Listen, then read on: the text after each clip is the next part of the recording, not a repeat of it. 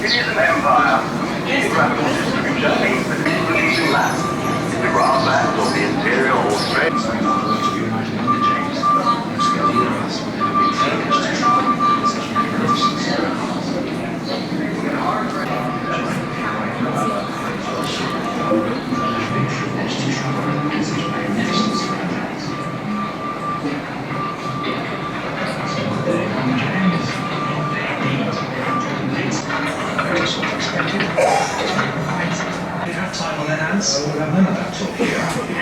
They said, see where they find this sort of money from. That's the clever part. Isn't it, passenger? Jim, don't we have time on that? They're going to build them bigger still. How did you hear that? Over dinner. Before the gentleman tried to talk, is he?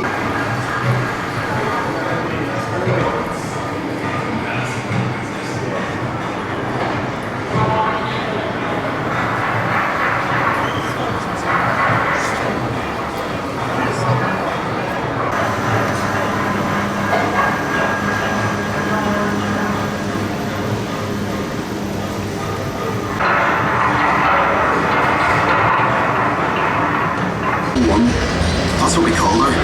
We knew she'd be the largest passenger ship in the world, but we didn't call her Titanic then. I was there from the beginning. I watched the ship race lay the keel blocks. They set big wooden blocks on the slipway to start with, then the keel atop of it, like a backbone, and the frames attached to that, like a skeleton. Workshops everywhere. It took weeks to find your way around. The workshops for every trade you ever heard of. Painters, sailmakers, coppersmiths, boilermakers, cabinet makers. I even learned a bit about French policy off them. Parliament House was a fine place for work, but dangerous. Every ship cost a life, and there'd be lots of injuries besides. I was in the engine works for a while. Very well equipped it was. That's where we built the triple expansion engines.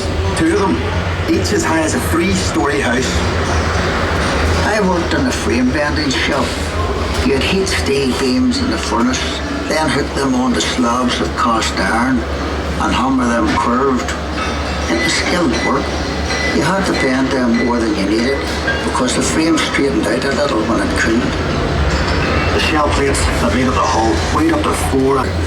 We called it clincher. One of the boy, you had to heat the rivets on a wee plate. You poked the bellows till the rivet was white hot. Then you get a hold of it with your tongs and throw it up to the catcher. And he put it in the hole in the plate with the holder up. There were 2 of us on the other side of the plate with the holder up. Made up of steel plates. The rest of the rivet squad all had to fit into that gap.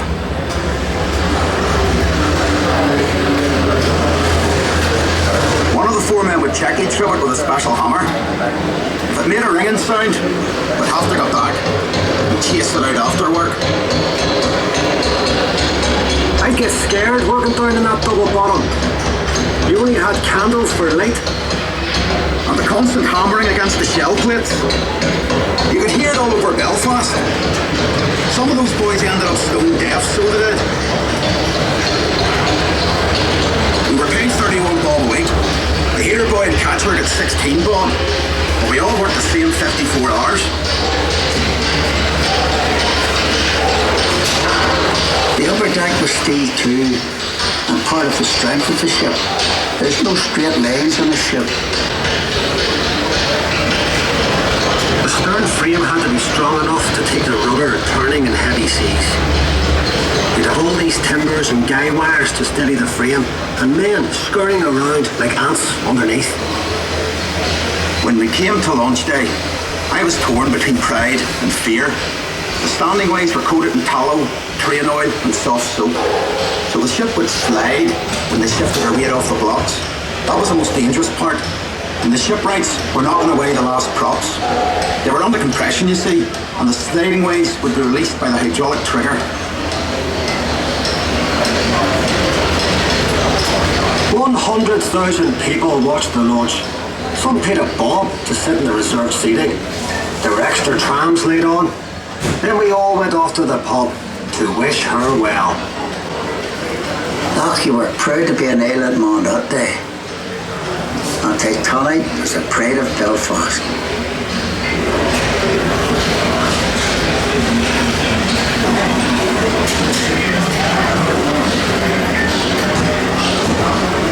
Thank you for joining us. The tour will end in a few seconds. Please exit the car carefully and make sure you don't leave any personal possessions behind. Our master of ceremonies, Mr. Keith.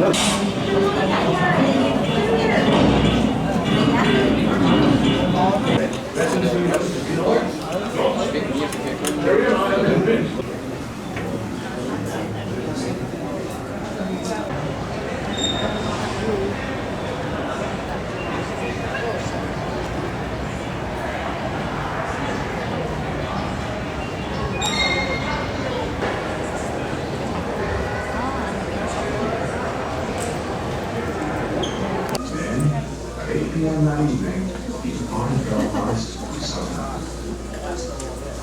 She was received by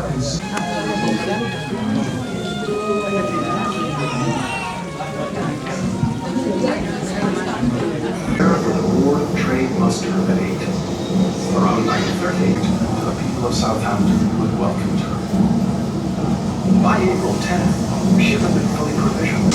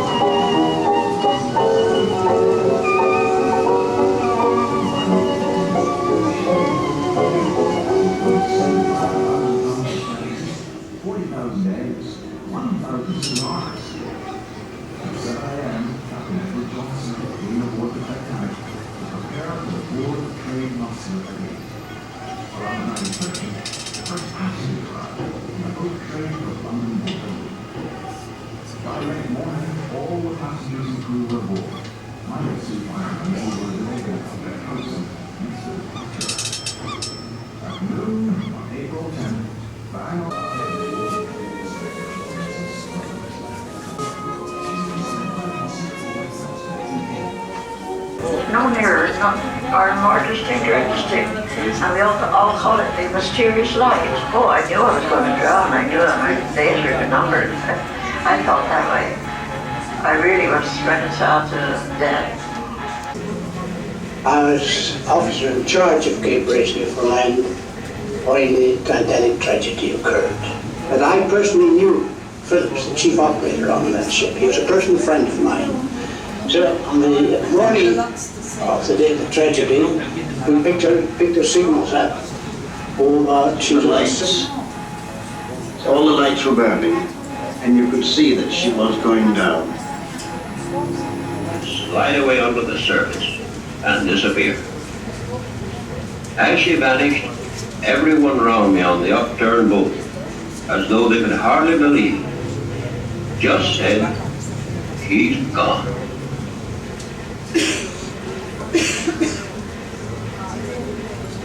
And so, presently about 1:30, silence.